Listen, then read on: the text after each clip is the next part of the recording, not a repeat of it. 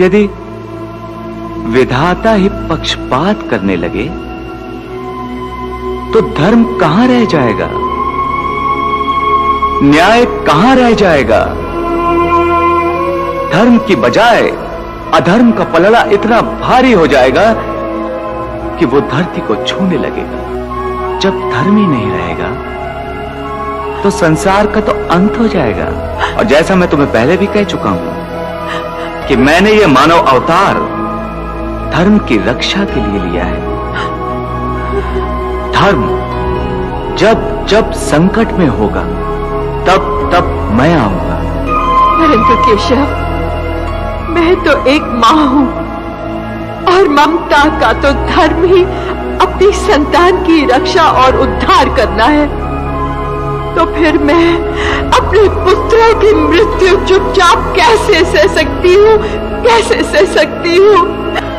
एक मां के लिए उसके पुत्र से बढ़कर कोई मणि, कोई हीरा नहीं होता। उसके हीरे मोती तो उसके पुत्र होते हैं। और मेरे तो 5 पुत्र लुट गए हैं, लुट गए हैं। केशव, तुमने मेरे पुत्रों को क्यों नहीं बचाया? तुम जानते थे कि उनके साथ क्या होने वाला है। इसलिए तुमने पांडवों को इस शिविर में नहीं सोने दिया। केशव, तुमने मेरी मांग को उजड़ने से बचाया। तुम चाहते तो मेरी गोद को उजड़ने से बचा सकते थे। बोलो केशव, बोलो, तो फिर क्यों तुमने मेरे पुत्रों को भाग्य की वेदी पर बलि चढ़ने दिया? बोलो केशव, बोलो। इसका उत्तर है तुम्हारे पास?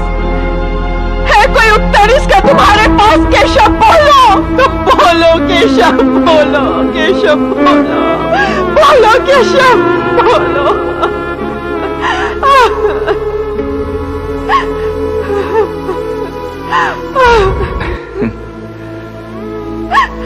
द्रौपदी, मैं तुम्हारे प्रश्नों का उत्तर देना नहीं चाहता था, पर तुम मुझे विवश कर रही हो तो सुनो। तुम सब मेरी वास्तविकता को अच्छी तरह से जानते हो, इसलिए मैं स्पष्ट रूप से तुम्हें बता देना चाहता हूं कि मैं मायापति होने की हैसियत से सब कुछ कर सकता हूं। अनहोनी को होनी और होनी को अनहोनी में बदल सकता हूं। दुर्भाग्य को सौभाग्य और सौभाग्य को दुर्भाग्य में बदल सकता हूं। मैंने ही जो विधि का विधान बनाया है वो प्राणियों के कर्मों और कर्मों के फल का विधान है। मनुष्य के कर्म का फल ही विधि कहलाता है और मैं उसमें हस्तक्षेप नहीं करना चाहता। अपने चाहने वालों के लिए भी नहीं केशव, मेरे लिए भी नहीं, अपनी बहन के लिए भी नहीं जिसे तुम इतना चाहते हो। द्रौपदी, यदि विधाता ही पक्षपात करने लगे तो धर्म कहां रह जाएगा, न्याय कहां रह जाएगा। धर्म की बजाय अधर्म का पलड़ा इतना भारी हो जाएगा कि वो धरती को छूने लगेगा। ये सारा संसार, ये सारी सृष्टि का आधार है धर्म। जब धर्म ही नहीं रहेगा तो संसार का तो अंत हो जाएगा। और जैसा मैं तुम्हें पहले भी कह चुका हूं कि मैंने ये मानव अवतार धर्म की रक्षा के लिए लिया है। धर्म जब जब संकट में होगा तब तब मैं आऊंगा।